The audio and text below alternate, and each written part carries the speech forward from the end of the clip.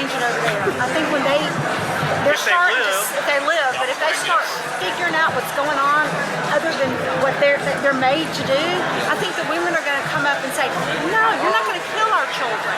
You're not going to take our sons and make them this and that. I hope that's what's going to happen. It's going to be. With your comment there, how do American women go there? And I don't understand that. In the military, if you're stationed in the Middle East, you're not allowed off post unless you dress like they dress, because they'll kill you. So the women, you have to. Why would an American woman want to become part of ISIS or the Taliban? It's got to be. My mind. It's psychological freedom here, and now you're going to go over there and subserviate yourself. And how do the people that think differently than most of us, how do they even begin to support any of that culture? Look. Prosperity makes monsters. Yeah, I mean, you're for LGBTQ, got them in my family, love them. You know, separate the person from the whole movement, which is, you know, making me care, and I don't want to, right? And you take those folks over there, you take a couple of the females that like to run their mouth in Congress, and you can't go over there and do that. Why are you supporting that culture? Why don't you help change that culture? I saw a post on Facebook. It showed a bunch of women marching, gay rights, LGBTQ. We support Muslims. They're going to kill you. Yes. And you support them. Yeah. And if a Muslim living in our country, they would kill their own. Yeah. Here. Oh yeah. It's easier to virtue signal. Me too. I've heard it a lot. But it goes back. It goes back to the culture thing, right? Iran is really pushing a lot, pulling a lot of the strings over there, because they are between them and Saudi Arabia are the major powerhouses. And that's why they hate each other. They are two sects of Islam. They're both in opposition of each other. They both believe they're the one true way, and so neither one is good. Saudi Arabia just happens to align closer to us. Oh, I know. They're no bad. They're really. They are just as they have the potential. Notice all the 9/11 guys were from Saudi Arabia. So there's a lot there. A lot of funding. There's the conspiracy theories on all that. I have lots of doubts about the conspiracy theories, but there is a undertone in Saudi Arabia of anti-Americanism. The royal family tries to keep that in check to a certain extent. But Iran hates Israel. Saudi Arabia is actually getting closer to Israel as far as like have certain agreements. So there is some stuff to work with Saudi Arabia, but long term, neither one of those nations we can't maintain that long term, because eventually they will turn. Oh yeah. Because in the end, once they get what they want, they see an opening. Okay, now we're more powerful, so now we need to try and expand beyond that. Right. So Israel is basically playing Saudi Arabia against Iran, even though Israel won't maintain that long term, because in the end, Islam is anti-Israeli. Oh yeah. So the one thing you can give Saudi Arabia is at least they're becoming more and more liberalized. there is some, there is some freedom movements in there. Right. Now it's going to be hard for them. I know. Women can drive. It's going to be hard for any nation over there that's a predominantly Muslim nation to achieve freedom. It will cost lives, because a totalitarian state, which is what all of them are, won't give up their power. So, in order for it to work, they will have to have their own American Revolution. But the problem with that is they have to find the principles that founded our nation before they can truly achieve that. Because France tried to achieve that freedom in the French Revolution. They did not have the foundational principles that the American Revolution had. Every human has basic rights. Yeah. We hold these truths to be self-evident. All men, right? Yep. Yeah, the French just wanted to kill a bunch of people. The French Revolution was about revenge against the powerful. It can't be about revenge. Even those that you hate, it can't be about revenge. It's got to be about doing what is right. And sometimes the people who are wrong will get away with it. But that's no excuse for you to do what's wrong. It's a principle stand that you have to take, even though you might hate it. That's right. The thing is, this is one thing that I struggle with is I've got, because it's what Christ did, even though ISIS and all of them might hate us, we are still to forgive them. Now, they should suffer consequences for their actions, but you cannot harbor hatred for them. That's hard for me because I saw what they do over there. So that's hard, so that's a struggle with them. Right. But that's one of the that you have to hold that principle above what you might feel. Right. And so that's something that the Middle East has to find is that, okay, we have to forgive, but we also have to achieve freedom for others, not just for us. Okay. I've been ambushed now by about a dozen people, and I have a confession to make. I didn't have anything to do with the menus. The food in this hotel is incredible, but I had nothing to do with it. Several people wanted to do it.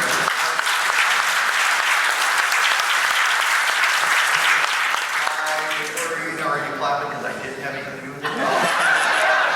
So my producer and my friend Charlie, who he's my right hand, I could do. He picked the menu, and I guess he picked stuff he thought I would like, and everybody has liked it. This hotel is great. I love doing conferences here because the air conditioner actually works. The food is actually good.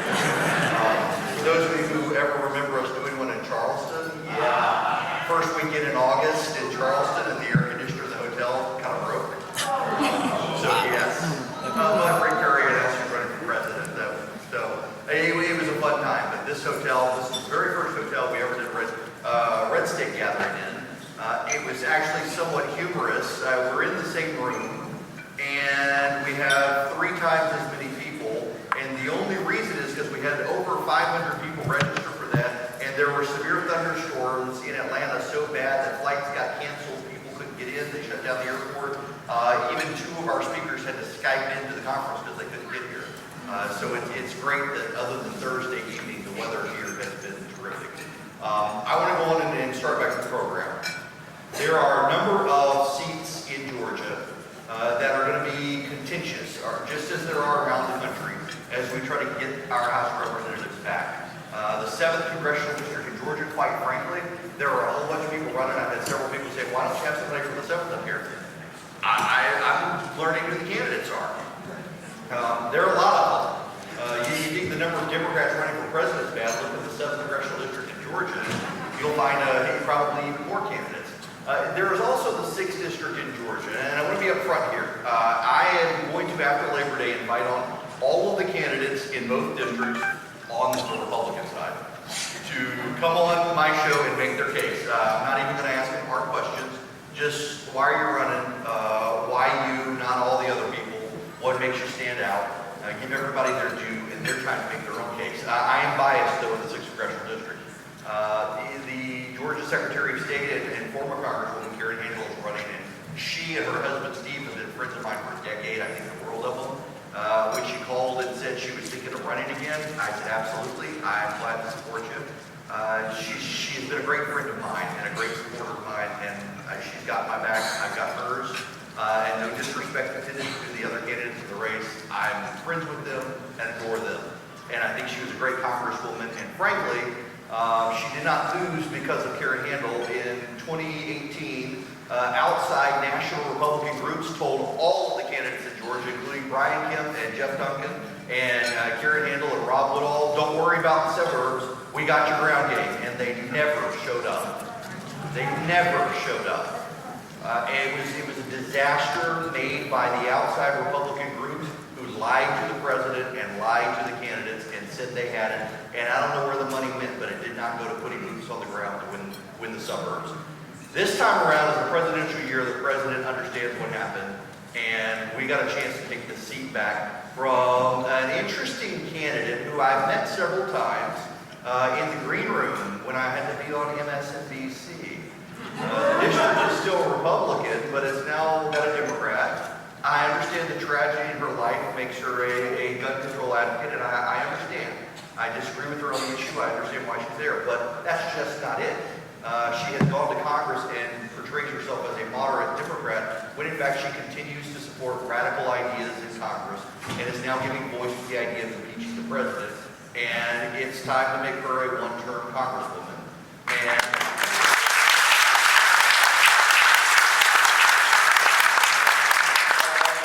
I would like to have a conversation with one of the people who is running, the person she beat, frankly, who was a great Congresswoman and hope to put back there, my friend, Karen Handel.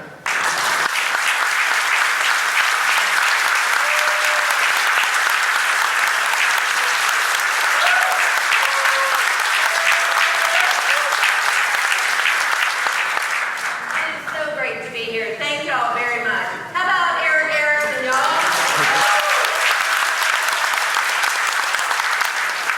Let me get into the dynamics of 2018 because I've talked to so many candidates, the statewide candidates, people who are running even for the state representative seats, and it is striking to me that the candidates who were in those suburban areas in Cobb and Gwinnett, where the Republicans promised to take for ground and they never delivered it, it wasn't just you. It was, let's see, Sam Peasley ran into this. Fran Miller, Betty Price, Alex Falk, and Rob Woodall, I mean, him and just a couple hundred votes. Yeah. And there was a grounding where the historically black college student union put people in for 6 months for Stacey Abrams on the ground. The Republicans weren't even in there in the last week. The Kemp campaign was spending their resources outside of the Atlanta area, and we paid a price for it. And I think it's a price that we can now spend some resources to get all those seats back, including yours. Yep. I think absolutely we're going to get this seat back in 2020. In regards to 18, let me just make something abundantly clear. Having a Governor Abrams was a non-starter. So if we had to have a little pause to get Brian Kemp elected, that's fine. Now it was a wake-up call. We are redoubling our efforts. I can tell you that the Trump victory team, they are here already, getting to work. We've got great volunteers in this room. Betsy Kramer is a rock star. How many are my 6th district people? How organized are we going to be in the 6th district for 2020? We know what's at stake, and I'm here to tell you, old Rocky Top McBath, we're going to send her right on back to Tennessee.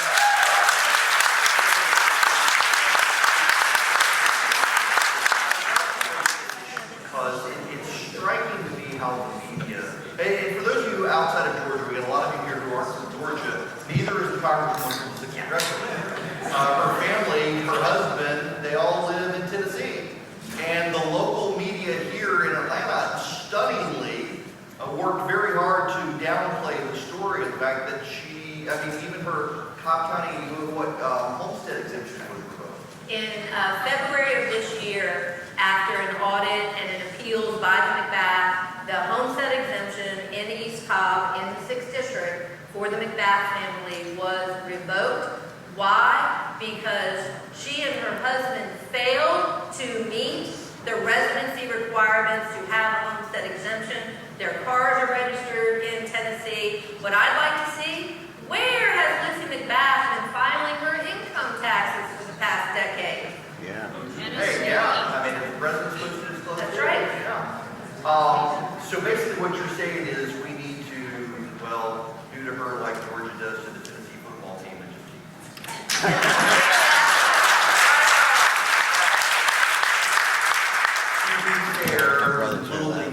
Tennessee. Football team. So. I say that because Philip, who works with me, big Tennessee football fan, he's continually disappointed. Now let's talk about issues. You were also Secretary of State in Georgia, and you began the process of cleaning up voter rolls that had been left as just unwieldy. Secretary of State's office that cleaned them up despite legislative requirements. And it had to be stunning to you in 2018 to hear all of the wailing and gnashing of teeth from Democrats that suddenly laws Democrats wrote but never enforced were being enforced. That was stunning. And in fact, the first conference that I did with you was when I was Secretary of State, and that was a really big issue. What is so voter rolls is if they are not current and up to date, one, you can't control and see who is voting, number one. And if an invalid vote comes in, what does that do? It invalidates the vote of someone who's legally allowed to vote. We're fortunate in Georgia that we have photo ID, which I was able to implement.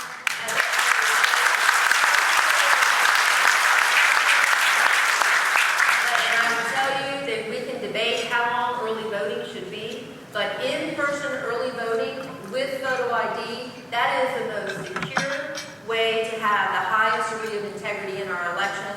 We as a party, Secretary Roethlisberger is on top of this around absentee ballots by mail. I fear that is the new Wild Wild West, and that has got to have some additional checks and balances in it. But for Abrams to just cry, she just refused to accept the fact that she lost. And I get how much money was spent in her race. I get how much maybe she wanted to. But at the end of the day, Brian Kemp won that election. He won it fairly, and thank goodness he did. He is now Governor Brian Kemp, and aren't we all happy for that?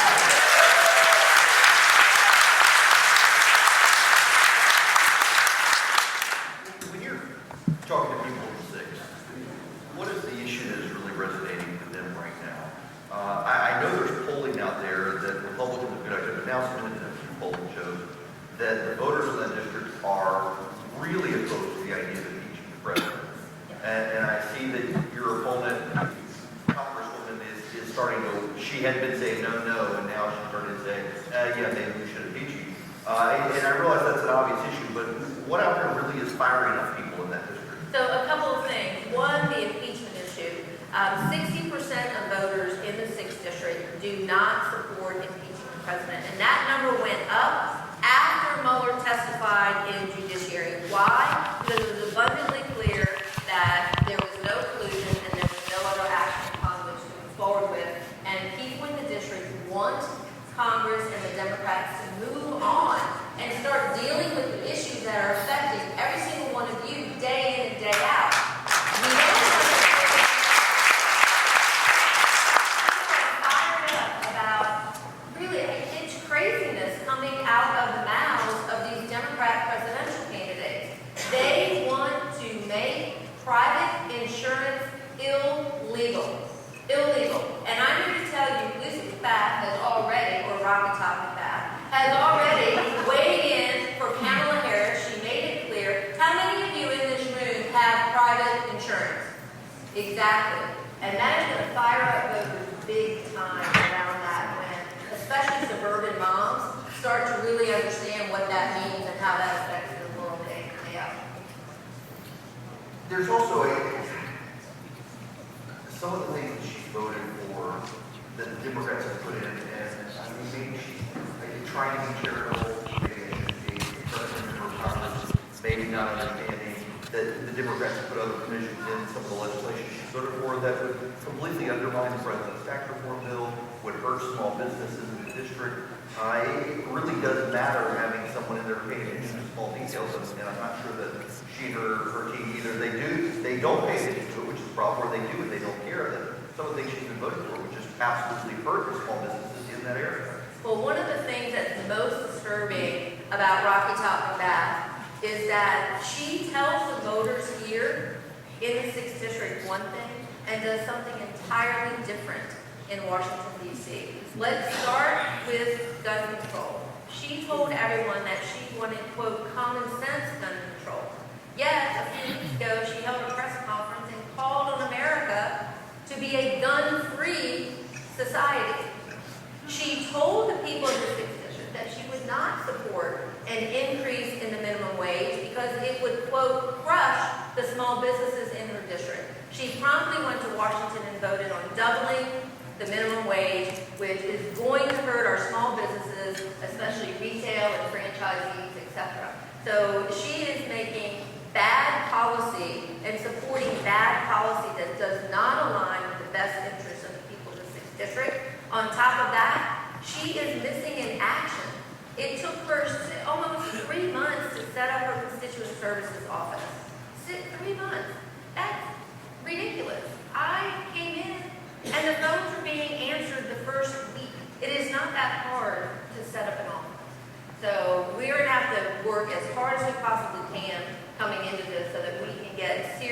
competent leadership back for the people of the 6th District.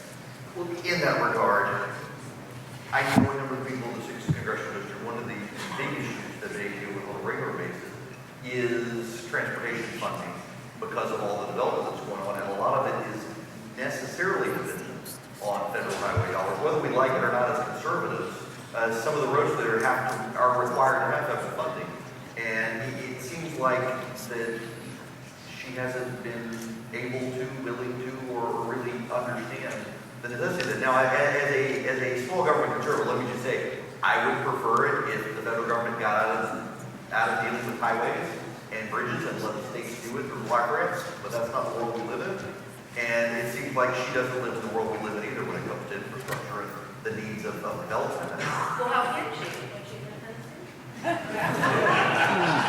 But the infrastructure issues are important, and really the constituent services piece of being a member of Congress is, yes, the votes are important. We want to have a congressman who votes in a way that aligns well with the views and the values of the district and our state.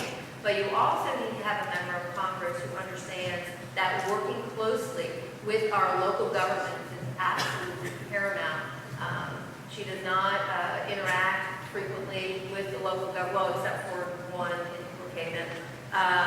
But that is really important. And when it comes to the grants, so no member of Congress can, quote, request money for a local government. But what we do have an obligation to do is sort of have the back and be a partner of all the cities and East Cobb and DeKalb across the 6th District. And that takes constant communication and understanding what the issues are. And I was really proud. I'm not going to take full credit for it. I was really Rob Woodall's wing woman for getting a large grant for Georgia 400. It was about $200 million, one of the largest transportation grants ever to come to the state of Georgia to help with some of the work there. But that's, you're really right, that is a big part of the job. Now, I don't want to dwell on her because this is a conference in Georgia, and we'll have the governor of Tennessee here to talk about Tennessee, and we should leave it to the governor of Tennessee and not talk about his constituents. But I just do want to say that for a while I was going up every Sunday and was doing some hits on MSNBC in the evening. Several of the producers were friends of mine a long time.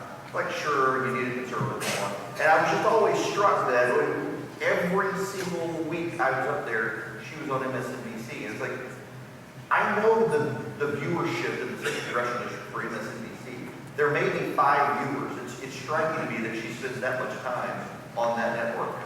Well, I think there's something that I've observed with any number of the newly elected Democrats is that they are extremely interested in national celebrity.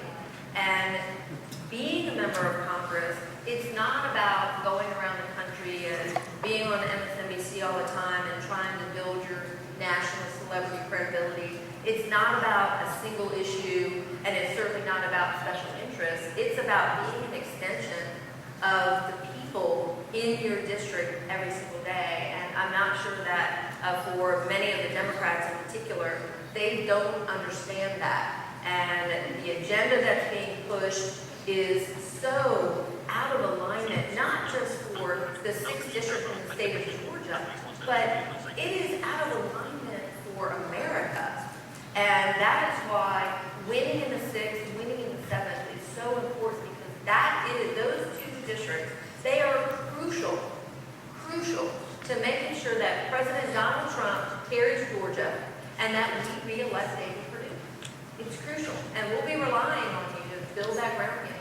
While I was sitting here, you were talking and just thought, I bet the reason she's on MSNBC all the time is that there are a lot of viewers in Knoxville, Tennessee, and professors here in Tennessee who watch that. So, I mean, maybe she's doing constituent outreach for liberal college professors in Tennessee.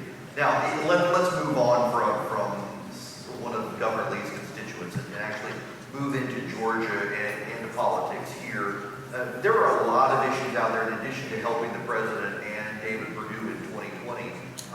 Some of them are organizational, some of them policy-wise, having voters and having support in Congress to push some of the policies, for example, disaster relief in South Georgia, that though the 6th district is outside of that, certainly is impacted by that, but also some of the ones for education, the state education policy and the federal government.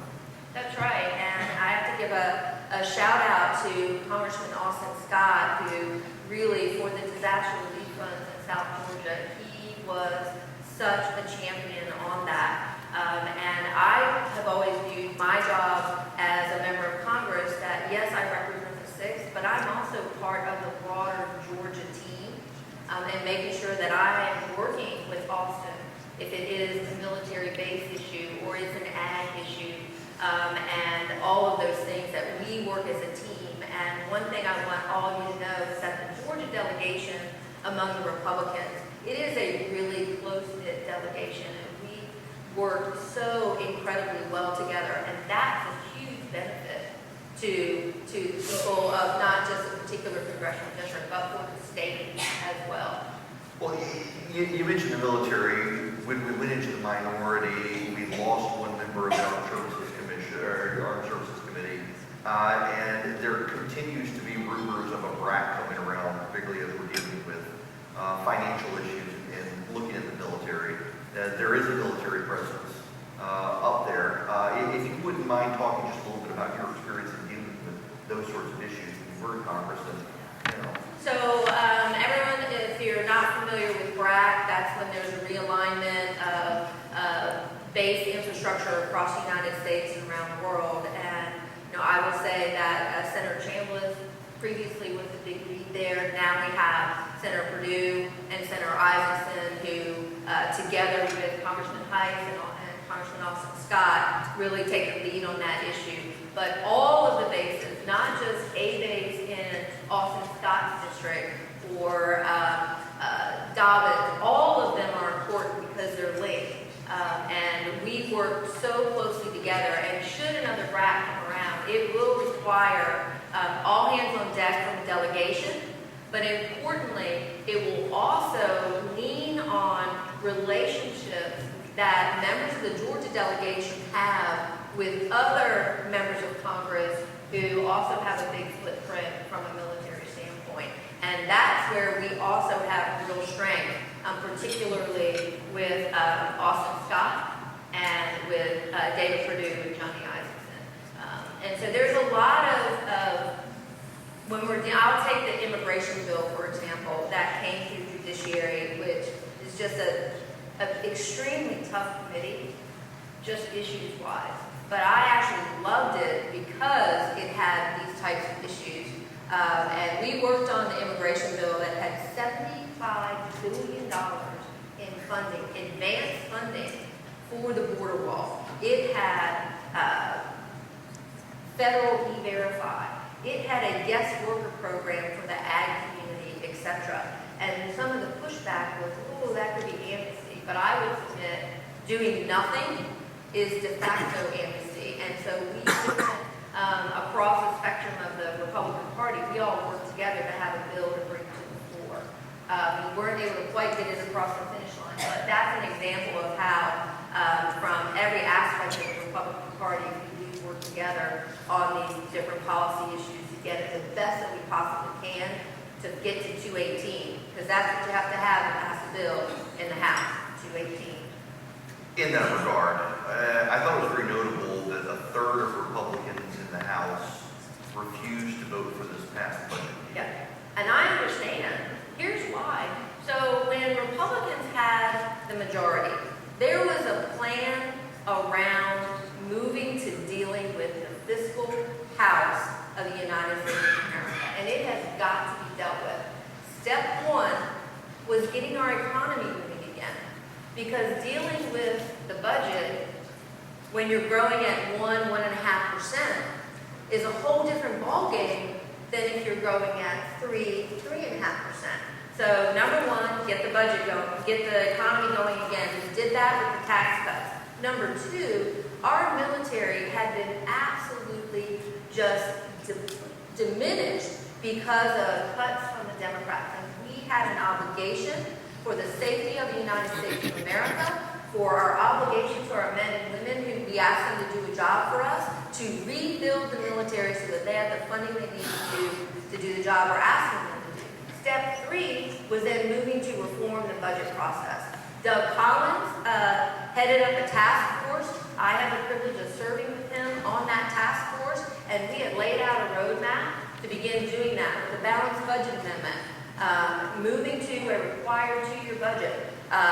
No budget, no pay for Congress, because that's one of the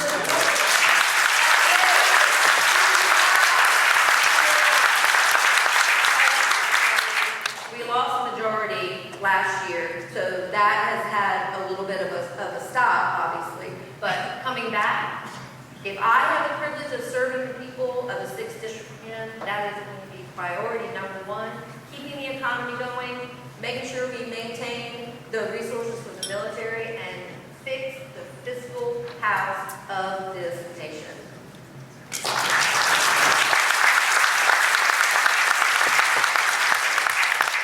One of the issues that has continually come up, whether it's Senator Cotton, Senator Perdue, Senator Scott, Congressman Roy, Heidi Meadows, everyone keeps mentioning entitlement reform. And that unless we come up with a way to restructure that, we're going to continue to run into problems. I mean, is there any level of consensus at all to be able to advance on that issue? I wouldn't say that consensus is there yet, but I would say that the desire to achieve consensus on where to go is there. There is a strong understanding that we cannot continue to kick the can down the road, which is why we have this task force looking at every aspect of the budget. And we have entitlements on the table as well. And just to clarify, I don't really consider Social Security traditional as we typically define entitlements. I think you really have to look strongly at more block grants to the state. They are more cost effective. States can manage the money in a much more cost effective way than top down from the federal government. So the tools are there. We just have to get the majority back, because the Democrats are not going to tackle this issue. They don't care how dire the financial issues are and how steep the debt gets. But once Republicans are back, we've got to put a very concerted effort in making it a priority. Now, before we get out of here, let people know where they can find out more about your campaign. KarenHandel.com, and I would venture to guess that about half of you have my cell phone number in here. So but I'm not going to leave the stage without saying an extraordinarily heartfelt thank you to so many of you in this room who have lifted me in your prayers. You have come from other states to help me. You have supported me. I appreciate everything that you've done for me. And I know, Eric, I don't know this seat. It's my job to earn the vote. And I'm going to work so hard to do that so that we can get the 6th District back in Republican hands and get on the road to keeping the majority, re-electing our president, re-electing David Perdue. Thank you all.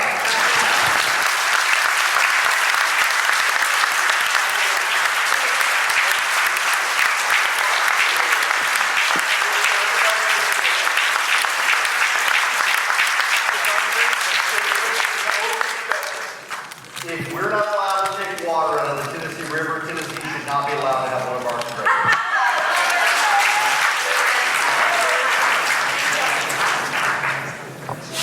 And just so you do understand, the current occupant of the 6th Congressional District, they live in Tennessee.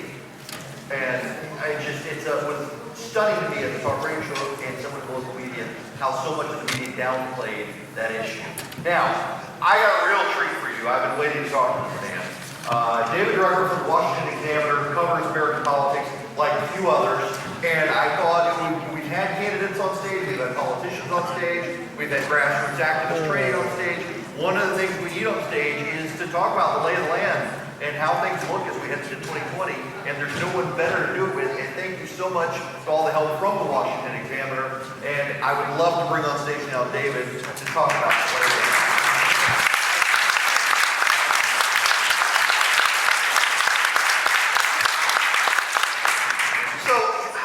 I mean, just initially, if you wouldn't mind, we got people waiting. There are 40 states represented in the crowd. Obviously, good portion from here in Georgia, Texas, South Carolina, Florida.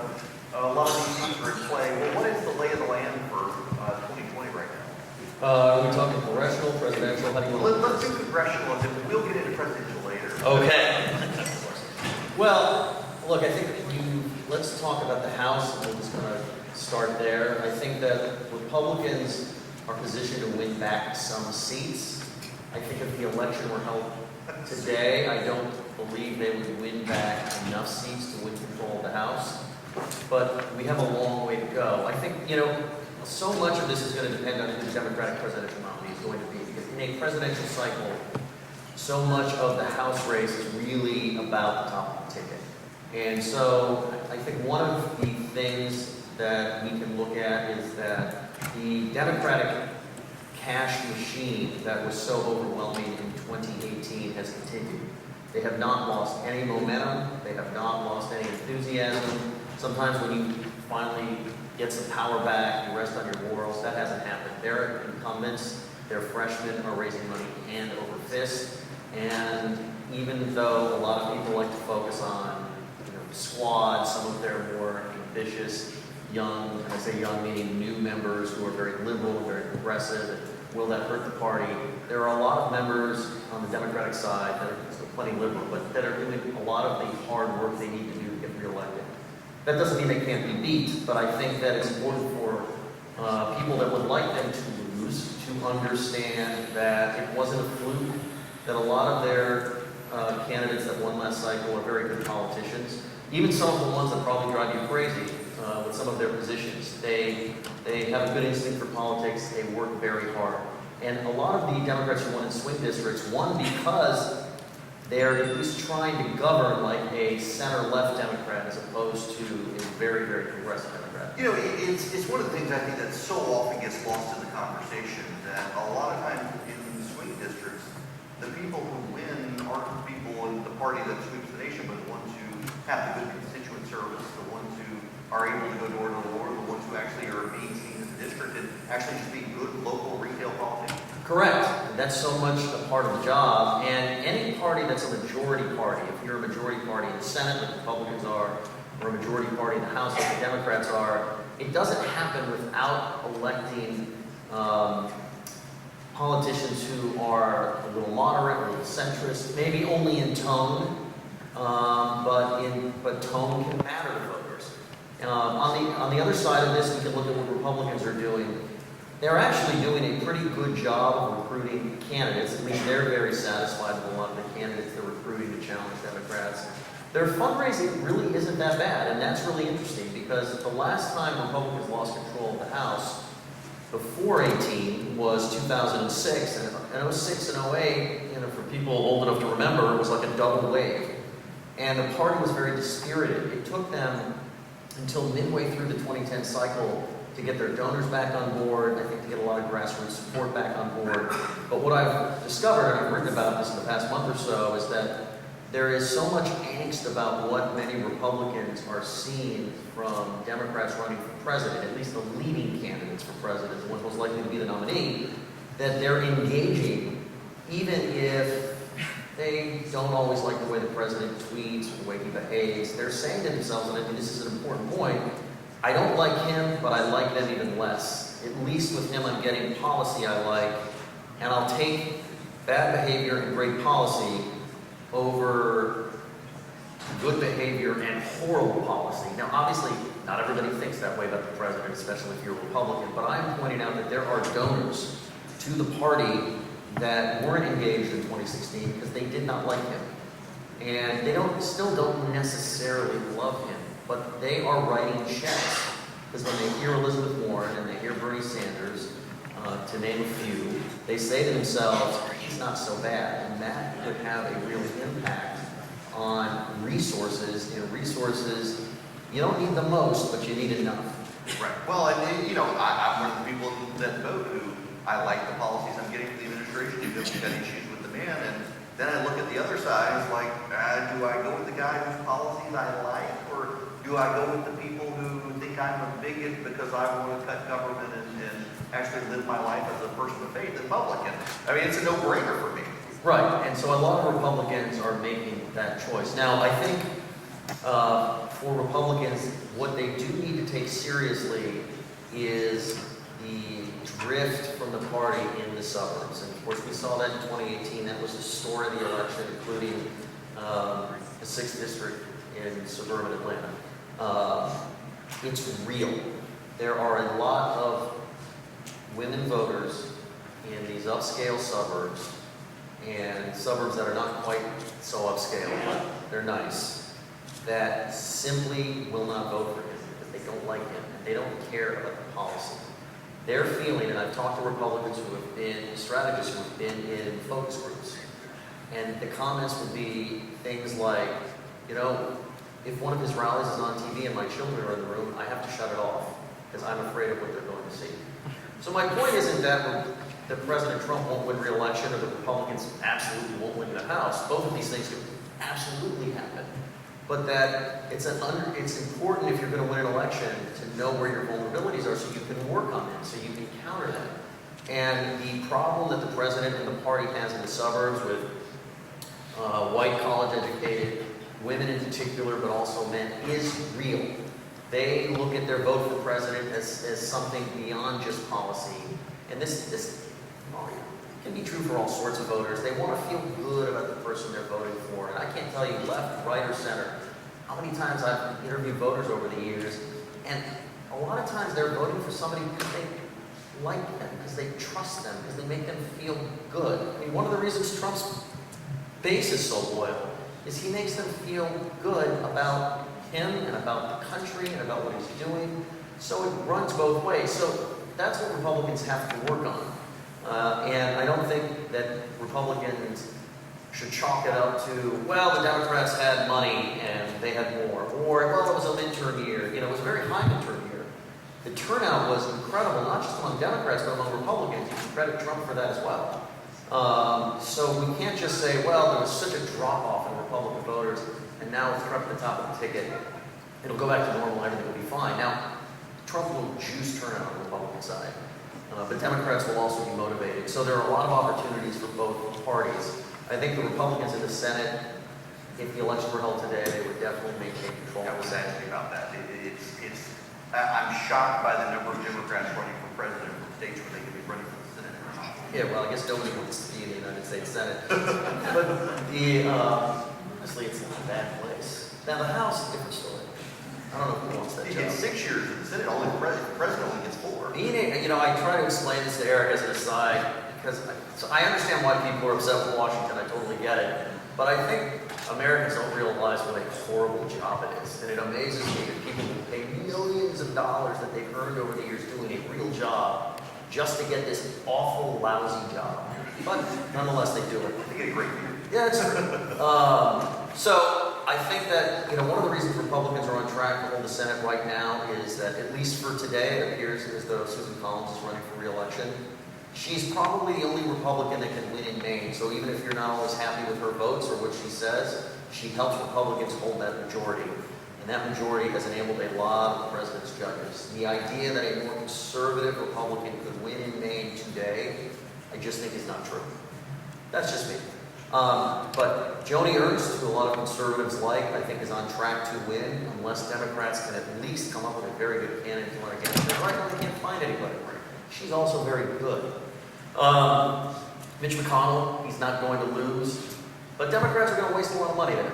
So in some ways, it'll be helpful that they think they can, you know, beat him maybe. I think what Republicans have to look out is Arizona and Colorado. It's going to depend a lot on what happens at the presidential level. Colorado has become a lot more blue. Cory Gardner's a great politician, but he's going to have to work extremely hard. Arizona, I just think, is a sort of 50-50. We need to see how the presidential race develops and how these two candidates develop. Martha McSally and the husband of Gabby Giffords, whose name is escaping me right now. Correct. Mark Kelly, he's an astronaut. He's the right candidate to win in that state, but we'll see. It's Arizona. But as I look at the map, I think, you know, the most vulnerable Republican right now today might be Tom Tillis in his primary. But if he gets out of the primary, unless Democrats can put up a really solid candidate against him, he's in good shape. So I wouldn't write the Senate off, I wouldn't ignore it. I just think Republicans are in decent shape. I mean, they're certainly in better shape at this moment today, in this election cycle, than they were in the 2016 cycle at this point. So that brings us to the presidential race. Right, well, and before we get there, though, let's look at some of the, you've got Beto O'Rourke running, who could run for the Senate of Texas, same with Ryan Castro. You've got Hickman Looper, who could run in Colorado, Right. not. Bullock, who could run in Montana, who is not. Who else? There's a couple others out there. Well, although she's not running for president, Stacey Abrams could have Yeah. chosen to run for Senate in Georgia. Yes, yeah, well, she's already been elected, so. I guess you can't hold two offices. Yes, can't hold two offices at once. Yeah. But then, of course, there is this fight shaping up. I was really shocked, and I've seen some of your comments on this as well on social media. The Democrats on the debate stage, you really would have thought Barack Obama was a Republican the way some of them thought. This is fascinating to me, and it didn't really occur to me until the next morning. But they trashed him. Now, some people will say, well, that just shows you that, you know, he was no good, nobody ever liked him. You look at polls of Democratic voters, they like him. They still like him. I think that there is, number one, a lot of angst inside the Democratic Party, the same way there's been a lot of angst inside the Republican Party. But without Barack Obama, a historical, well-liked in Democratic circles president to keep all of that under wraps, they're going through the same things that Republicans have been going through for the last decade. Part of it may be that they're trying to undercut Joe Biden, but part of it is that in the progressive wing, you know, what, you know, maybe we call the left wing as opposed to left of center, they're just a lot more progressive than Obama was. And by the way, as an aside, I've had Republicans tell me, man, they've really gone left since Obama. And when Obama was president, it was like, can you believe what a lefty this guy is? So, you know, it's a lot of the same things that some Republicans have said about, or Democrats have said about Trump. You know, all of a sudden, George W. Bush wasn't so bad, but Trump's the crazy person. I mean, if you remember what they said about Bush. Yeah, in 12 years, it'll be Trump was the reasonable, free Probably, that's what we're headed. Now, well, in that regard, it's really been interesting to me to watch Joe Biden on stage this past week seemed really torn on how much he needed to be Joe Biden and how much he needed to be Barack Obama's vice president defending the Obama election. Well, I think Joe Biden, number one, would actually do whatever he needed to do, no matter what it was, as long as he knew that was going to get him elected. Now, part of that's good, right? I mean, if you try and do what voters want, voters usually want politicians to do what they want. But Biden is in this interesting place because the Democratic Party right now has shifted enough that somehow Joe Biden's a centrist, which is the most laughable thing I have ever heard. So anybody that has followed Joe Biden's career knows that he's very, very liberal. Now he's an old school liberal, old school labor Democrat. But the only reason he's considered the moderate is because everybody else is so much further to the left. So Biden did one key thing in that debate, which I thought was very important for his brand and for keeping his staying apart from the other candidates in the race. When asked if he would decriminalize illegal immigration, he said, no, I would not. And that was kind of a big deal because with Joe, you never know what he's going to say if he thinks the wind's blowing this way or that way. He was the only candidate on stage to say, nah, not fair to other people waiting in line, and it's against the law. We shouldn't be criminalized. And I think that what Biden is trying to do is be the labor Democrat who can win back the heartland while tipping his hat to where the party has gone in a progressive direction. We saw him throw the Hyde Amendment overboard because it was no longer politically feasible. So they decided. And so Biden just has to do two things. Biden has to not look old and feeble. He didn't. Really, I mean, he did in Miami, but he didn't in Detroit. He still is not, you can still see him trip over some words here and there. But he looked vibrant when he came to play, and everybody attacked him, which made him look like the front runner, which reminded me of Trump. Everybody would attack Trump, he looked like the front runner, so that's what happened. But the other thing is he has to be willing to maintain some of these positions, which is, I'm not going to criticize, I'm not going to decriminalize the border, and I'm not going to throw Obamacare overboard. And if he can do that, then by default he'll be the Obama Democrat in the race, and that actually is an asset. The other equation is he has to convince Democrats that he's the guy to beat Trump. And I would keep my eye on Elizabeth Warren in that regard. I wanted to ask you about the Elizabeth Warren, Joe Biden juxtaposition. One of the things that struck me about Warren, regardless of her politics, is she sat on that debate stage with those people and then went to the CNN panel with the million panelists and sat there for 25 minutes answering questions. Well, she's the only candidate who wanted questions from everybody, not just Anderson Cooper. And she was able to, whether I agree with her answers or not, she was willing to engage. Elizabeth Warren knows who she is, she knows what she believes, and she knows what she wants to do. And one of the things that helps you get elected president, regardless of what you believe, is to look like a leader. So many of the Democrats in this race, regardless of the positions they've taken on issues, have looked like followers. They've looked like they were looking over their shoulder. Well, Bernie did Medicare for all. Gee, I better do Bernie. AOC did Green New Deal. I better do that. So that's where everybody. And Elizabeth Warren has said, I got my own ideas, and I'm going to do it my way. And her line in the debate when she looked at Delaney, who was actually, from a policy perspective, he was making good points, but he was going about it in the wrong way. And she said, I don't know why you're running for president if you don't want to do anything big. You know, what voters want, usually, what I think you guys want, is for somebody to say, I know you have a problem, and I'm going to fix it. And they want somebody who's going to be bold about it. And the exact wrong way to go about undercutting that type of a politician, if you're running against them in a primary, is to say, thinking big is not going to work. You got to think small. Nobody wants to hear that. Ironically, when you can't deliver your big idea, they get pissed off that you overpromised. But you only get elected if you overpromise. But the way you can beat them is by saying, my idea is better.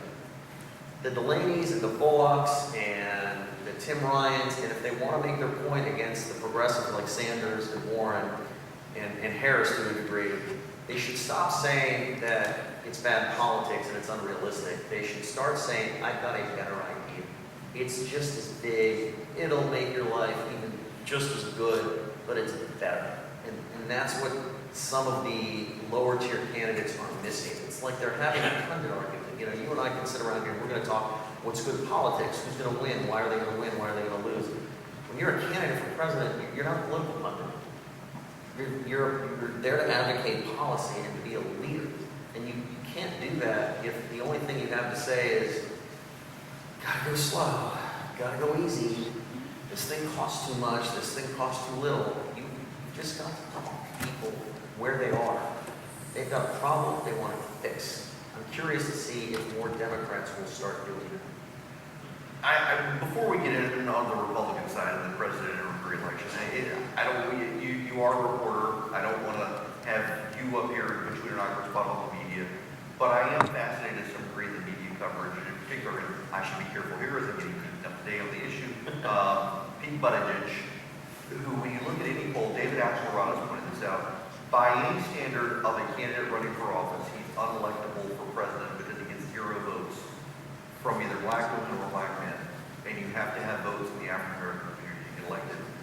But I've heard his campaign say, and other reporters say, the reason he gets so much attention is he takes any interview, is willing to go talk to anyone who asks, and also reporters didn't like him. And it's just when you go back to 2016 as well, the amount of coverage that President Trump got as he was starting to go to 2015. I remember CNN covering the landing of his plane as if it was Air Force One, giving it nonstop coverage. And there have been plenty of surveys to show the free coverage that he got, as opposed to any other candidate in the race. In fact, Ted Cruz, even to this day, says Trump largely got elected because of CNN. It's fascinating to me that the media isn't just these days seemingly reporting, but also you get a sense of who they're enamored with. And Buttigieg, I think, is a great example when you've got 0 support in the African American community, and yet there is ample coverage of his candidacy. So I can try to explain this a little bit, and I don't think it'll get me in hot water. I used to have a different normal job before I was a journalist, and so it kind of frames how I do my job and how I look at things. Reporters of any stripe, whether we wear a partisan hat or we just don't wear like politicians that talk to us. When I say like, we have to do a job, right? I want to deliver stories that my editors like so I can pay my bills, and then readers read because I'm vain and I have a byline and I want them to read me. And so if a guy who's running for president or a lady who's running for president will submit to an interview with me, it's kind of cool. And that helps me do my job. So I automatically want to talk to them because they will talk to me and that makes my job easier. Second of all, we like to cover people that are compelling. Part of running for president in any case is not just to have the best idea. It's not even just to have any idea. It's to be compelling. It's to connect. And if there's a compelling politician, whether or not he has any or she has any real chance of winning, if they're compelling, they'll get coverage. And by the way, that may not be totally fair, but there are a lot of things in life that aren't fair. So if you look at past races, candidates that have gotten a lot of coverage, Ron Paul, yes, he had a coterie of supporters that were rabid. The guy was never going to win the presidency. But he was compelling. He was different. Pete Buttigieg is just compelling. He's articulate, he's interesting, he's different. He is pretty authentic in that he says what he thinks. He doesn't really pull any punches. And so it has given him a lot of media attention. But I have also talked to voters that even though he polls low, he doesn't poll zero. And you have seen over time, as candidates are deemed compelling or not compelling, there's coverage of them changing. Beto O'Rourke, he was the media darling, poor Beto. And coverage, yes. And now the coverage has changed. Now, by the way, I understand, as I've done this job and been also a consumer of news, that, it's generally true that the media has a bias against Republicans. I don't think it's actually a purposeful bias, but it's a bias. It exists. I've said so publicly. But Republicans aren't the only ones that complain about media coverage. I spent the first night of the debate in Houston with a bunch of Beto supporters, and they were really enthusiastic about their candidate and really happy with him. And I asked them, what's been happening? Why do things not appear to be going well? And they blame the media. They think we're not giving him a fair shake. They think we're giving him a raw deal. They think that we're magnifying his mistakes in a way that we're not magnifying the mistakes of other candidates. And by the way, it's partly true because we pay more attention to candidates that we think might win. And now Beto's probably getting less attention because right now it doesn't appear like he can win.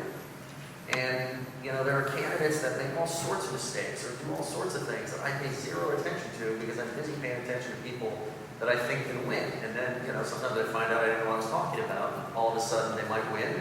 And now I start covering it. And so this is part of how the media operates. I tend to think that the issue with the media is one of worldview as opposed to I've got a uniform on underneath my shirt, I'm just not letting you see it.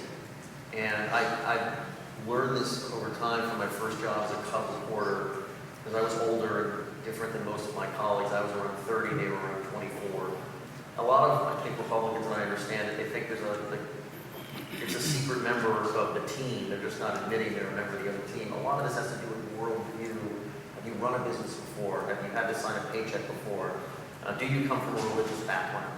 How much foreign policy have you actually studied? Do you understand how the tax and regulatory structure impacts a small business versus a large business? And so, me understanding all of this, that's, I think what shapes a lot of coverage.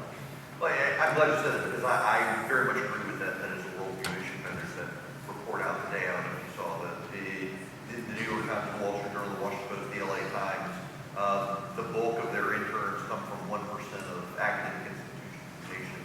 The Wall Street Journal in particular, all of their interns come from the top 1% of Harvard kids come from the Ivy League. I definitely think worldview is in there in your experience.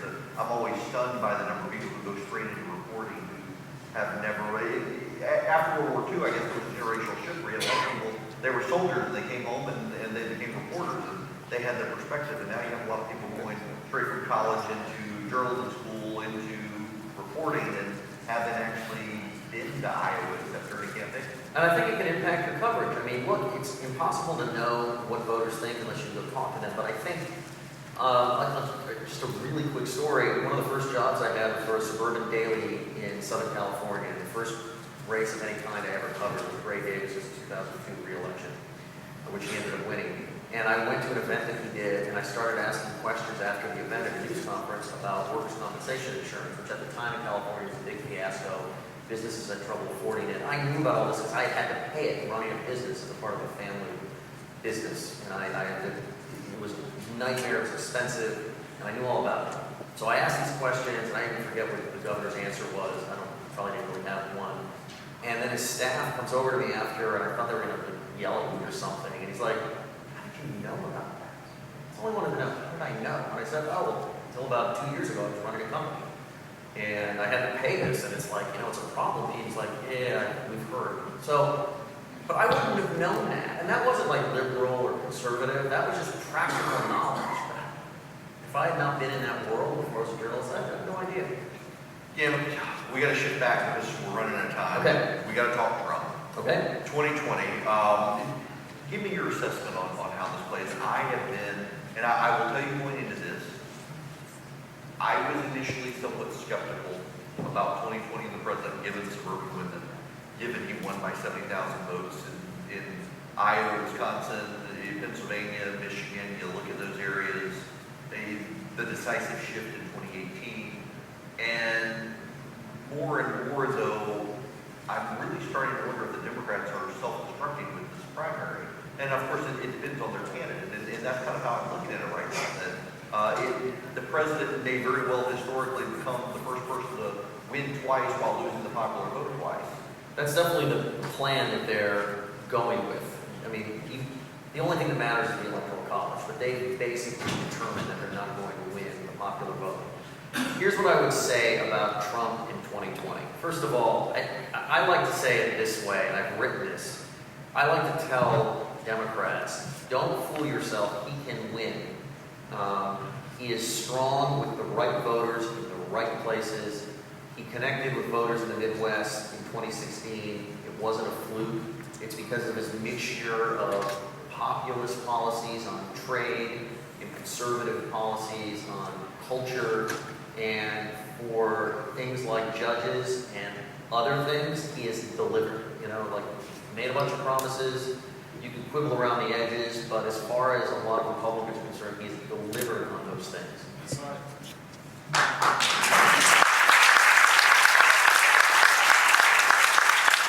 As I like to tell Republicans, you never know what happens if Democrats nominate somebody who's likable, trustworthy, and not under FBI investigation. That was a very big deal that I think a lot of people don't appreciate. Trump's victory was historic in many ways. He never elected anybody for president. There wasn't at least a general or something. So there was all sorts of reasons why it was a historic win. His numbers were horrible, and her numbers were just as bad. And she was under FBI investigation, for God's sakes, and she was under FBI investigation for jeopardizing American secrets. And it undercut the number one reason somebody would elect her, right? What was the biggest reason for Hillary Clinton to be elected? It wasn't because anybody liked her. It wasn't because they thought she was an honest person. It was because whether you agreed with her or not, she maybe was one of the most smartest prepared people to ever be president. And you might not like everything she would do, but when the stuff went down, That 4 a.m. phone call. she'd probably make the right call, and she'd probably have the right people around her. And then, as Secretary of State, don't forget, until Benghazi, she was pretty darn popular. Believe it or not, she was popular. And then she uses a private server that jeopardizes American secrets to our enemies. All of a sudden, she wasn't so competent. And nobody really appreciated this. So what if voters look at the Democratic nominee, whoever it is, and says, I kind of like them. Yeah, I don't know if I agree with them on everything, but I trust they're trustworthy. And under FBI investigation. So who knows how that is going to look, and we won't know until we know who the nominee is. And then it's going to be about margins. Can Democrats eat into some of the white working class vote in the heart? Can Trump eat into some of that suburban drift in those same states where it's about putting together numbers. Because if you look at the exit polls from 2016, Trump's numbers with women, with suburban voters, weren't as bad as people might remember them being, actually. But if they look more like 2018, then all of a sudden, is he winning enough white working class voters to balance out the loss in the suburbs? Are Democrats gaining enough for the white working class vote so that they can put that together with the numbers in the suburbs? So this could go either way as of today. We don't know enough. And I think it just I wouldn't take anything off the table until we know more. I wouldn't make too much of a crazy, divisive primary. These things happen, and then you've got a nominee, and people focus on that. I wouldn't underestimate the president, I wouldn't underestimate his opponent, and I wouldn't underestimate voters to be sophisticated enough to make choices based on information, even if we don't always like the choices they make. Last question for you.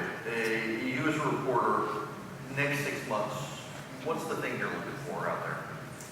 Well, I've been spending my time going to states that aren't necessarily early states. I spent a couple days in Georgia a couple months ago. I've been to Florida. It's not an early state, but it's a battleground state. I am just trying to kind of figure out what Democrats are looking for from their nominee. I'm trying to figure out among Republicans which Republicans like Trump and why do they like Trump, and which don't and why don't they, and how firm are they, and how firm is everybody in all of those opinions. There are a lot of Republicans out there that won't vote for any Democrat against Trump, but they will vote for someone. And, what is the line for that? There are Democrats that their number one goal is beating Trump.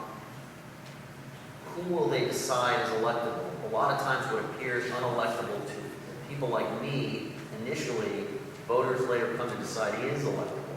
Because when you believe enough in a candidate and you're inspired enough by a candidate, you can't help but assume they can win because they make you believe. Right? So when Elizabeth Warren, who may not appear that electable today, 6 months from now, Democrats may have a different opinion. They might say, man, is she a leader? How could she not win? People are going to love her. Who knows, right? So those are the things that I'm looking for, is to try and understand the attitudes and some of the shifts. And I'm trying to go places where I can talk to people about that. That's why the first two debates, I don't know what I'll do with the third, the first two I spent with actual voters in states that might matter. I was in Texas, which was kind of an accident, but it worked out. But who knows, because Texas is shifting. You have not just the Will Hurd district along the border, but Pete Olson's Texas 22, the old Tom DeLacy, could flip. It may have actually helped that Pete Olson retired, as nice of a man as he is. But that could flip, and those two seats Democrats won in 2018 could very well hold. There's just a lot going on in the suburbs in Texas. But I spent the first debate in Iowa, and I got to see firsthand how Biden supporters saw his debate performance. So I had a good firsthand view of how it can matter whether or not he was old. So I'm trying to really talk to voters and get a lay of the land out there. I want to see what the campaigns are doing on the ground to put together a grassroots network. That's really important in close races. It also tells you sort of the breadth of their support. All of these things are things I want to figure out. So by the time the caucus has happened, at least I kind of know, I have an idea of what's going to happen. And also to see, again, where the support for the president is. If you're a self-identified Republican, 90% of those voters say they like him. That's a really good place to be, but they're not going to be totally enough. And so how are independents looking at him? How are swing voters looking at him? He won he won among those voters last time. He also won heavily among voters who voted but didn't like the candidate. There's a stat, I think there were 18% in the exit said, I didn't like Hillary and I didn't like Trump. And who did you vote for? Overwhelmingly, Trump won those votes, right? So you're trying to look at how they're going to cobble together these puzzle pieces. And I only learned that by talking to voters, not talking to strategists. You can find you all the time in the Washington Examiner. Yep. Thank you very much, David, for coming. Thanks, Eric.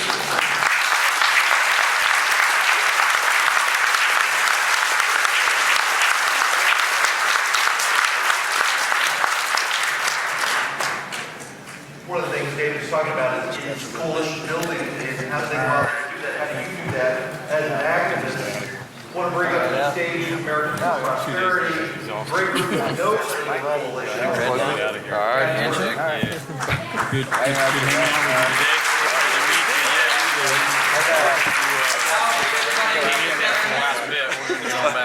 I appreciate it. Yeah, he wanted to play. We try our best.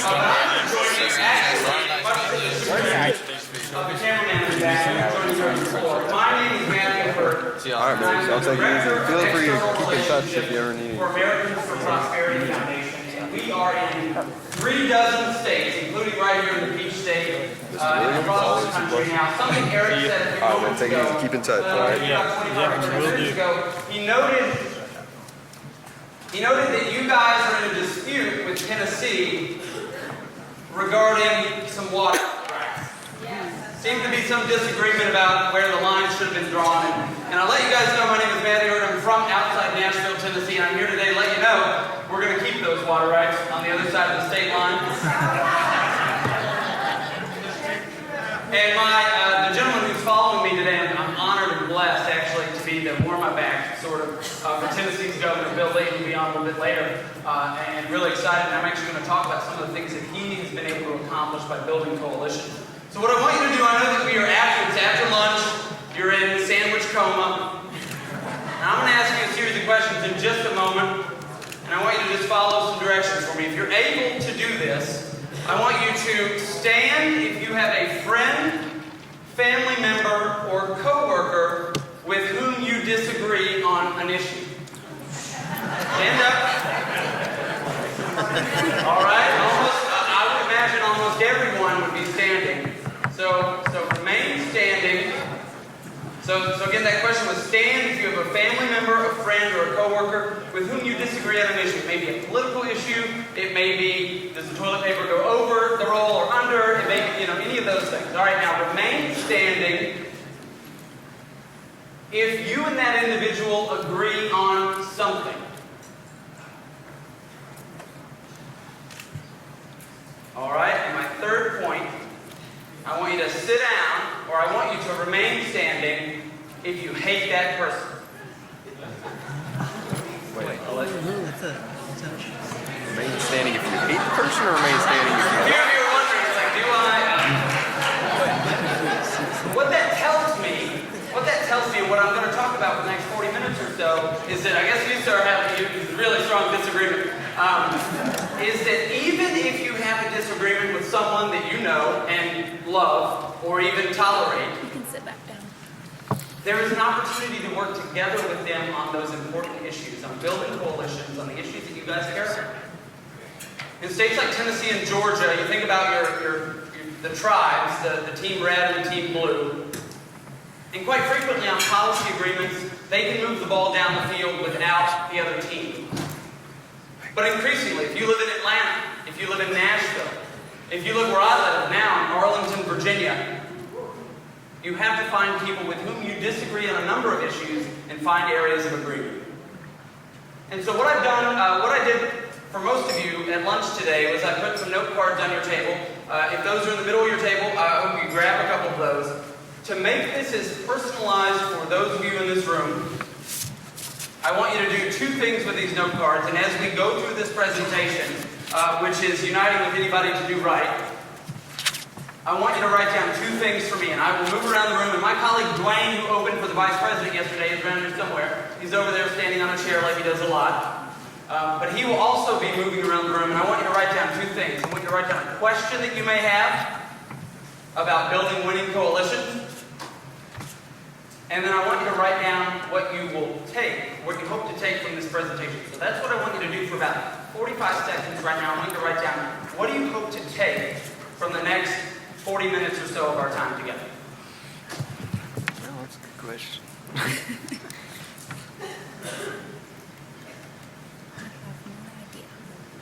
What was the first question? What do you hope to take from our 40 minutes together today?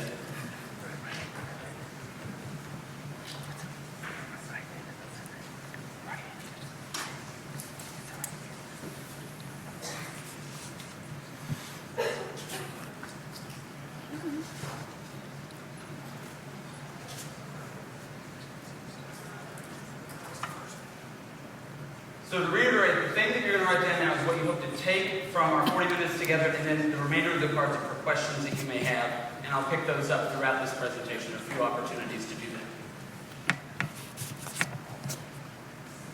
So what this allows us to do is personalize this presentation for you in the room today. What was the second question? So questions that you might have. What do you hope to take away? And then if you can come up with any questions, write them down on the other card. And All right, and someone as will you come guys get them, finish. they might or might not answer. Americans for Prosperity Foundation is part of a broader community of organizations that work across the 4 key institutions in our society: government, business, education, and community, to break down barriers that prevent people from realizing their potential. So if there's something standing in your way, something as trivial as maybe speed humps in your neighborhood, or a business regulation that's preventing you from starting that next business, all the way up to, a couple of years ago, we worked very closely, our friends at Concerned Veterans for America worked very closely with the President's administration to break down barriers for those veterans who've been failed by the VA system. We found allies across the spectrum to ensure those individuals got the care that they deserve, the care that we promised them when they enlisted. So this is my friend Frederick Douglass, famed noted abolitionist, who said, "I would unite with anybody to do right and with nobody to do wrong." And increasingly in towns and cities and communities across the country, we are rife with political division, right? We have disagreements with our friends and family, we have disagreements with coworkers, and sometimes that can get heated. But what I've found, and what we found at the Grassroots Leadership Academy, is that we tend to agree on a lot more things than what we disagree on. And if we lead with those things on which we agree, we can find common ground, humanize one another, and advance policy solutions that are quite frequently conservative in nature, or should be, and solve those big problems in red states, in blue states, in purple states, and even in Washington, where very little is getting done. So those of you who are on social media, we are on the Twitters and the Facebooks. If you're on Twitter, tweet at us, GLA Training. You can find us on Facebook at the Grassroots Leadership Academy. And what we do, and what I hope that we're able to do today, is if you see something you like in this presentation, I want you to email me. And we will come to your community, we'll come to your civic organization, we'll come to your political organization, we'll come to your religious organization. You can email me, for those of you taking vociferous and copious notes. My email address is first initial M, last name HURTT, 2 T's, at afphq.org. And we work very closely with our sister organization, Americans for Prosperity, which is here right here in Georgia and across the country to advance the ball for more opportunity. Can anybody identify the 2 gentlemen on the screen? Yep. All right, everybody else? This is Tim O'Neill on the left, Oh, yeah. Ronald who Reagan. was a Speaker of the House. Massachusetts Democrat. He was your representative. And the gentleman on the right, Ronald Reagan. Ronald Reagan, who was President. he was a conservative Republican, also president for a couple of terms. From California, right, the left coast. I was just there a couple of weeks ago. Found a lot of conservatives and libertarians out there. These 2 men, quite frequently, in the press, would go at each other. Yep. But in an age in Washington where that may have been the headline, these gentlemen met quite frequently to talk about the policies that were important to the people they represented. And they found areas of agreement. And they found opportunities to work together. So even these 2 ideologically opposed individuals can work together on an issue. I think that we can in our communities on important issues like criminal justice reform. Representative Doug Collins from right here in Georgia yesterday, who has been not only a leader in Congress and in Washington, but a leader in Georgia back when he was in the General Assembly on a big issue where the president led on that issue. We got super majorities in both chambers who made things happen last year. On issues like educational opportunity, expanded opportunity for our children, to ensure that our kids aren't trapped in a failing school based solely on their zip code. We can work together on that. And we can work together on breaking down barriers for the people who want to go out and create value in our society, who want to create that next great app, that next great opportunity, can go and do that without being tripped up by our friends, the regulators in Atlanta or in Washington or in Nashville, wherever it is that you live and work. Anybody know who Ralph Nader is? Yep. Who's Ralph Nader?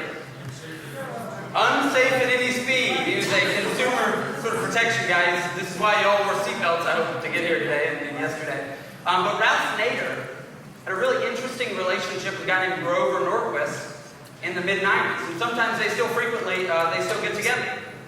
They worked together on a couple of issues, and Ralph Nader said, "Nothing terrifies a politician more than seeing the left and the right unite against them." If Ralph Nader and Grover Norquist can work together on what that time was against corporate welfare, cronyism. You know, sometimes mayors want to pay for stadiums with your tax dollars. Sometimes they want to build, corporate bailouts to their friends in Wisconsin or wherever it is. They oftentimes conspire against you. And when you organize with your friends across the philosophical spectrum, it terrifies them more than anything else. Can anyone identify the gentleman on the right? Van Jones. Van Jones was briefly an appointee, or attempted to be an appointee to the Obama administration in the early days. He is a dramatically left of center individual. And on criminal justice reform, he is in White House meetings with the president and the president's staff because it is such an important issue to President Trump and the administration. A couple of other examples I want to share with you before we allow you guys to build these coalitions at your tables, because I'd rather learn from you than have this be a lecture or so. A couple of instances where organizations that are traditionally seen as right of center have worked with their allies or friends on the left. The National Rifle Association partnered with the American Civil Liberties Union in the state of New York on free speech issues. And won. Americans for Prosperity teamed up with the ACLU in Tennessee on criminal justice reform and won. It was signed by one of the most conservative, the laws were signed by one of the most conservative governors in the state. We'll hear from in just a little bit. And in Montana, AFP worked with the ACLU on free speech issues. They came together at a majority public opinion, and it was denied by their governor, who has other aspirations, I'm sure you've seen. And even, now this may ruffle a few feathers today, but even right-of-center organizations have teamed up in a conservative state like Oklahoma and a liberal state like New Jersey with an organization called Planned Parenthood to protect donors to protect the First Amendment right of donors to assemble and to protect them from mobs of protesters and activists who frequently go to the individual's homes. You guys familiar with Ajit Pai? He's the commissioner of the FCC.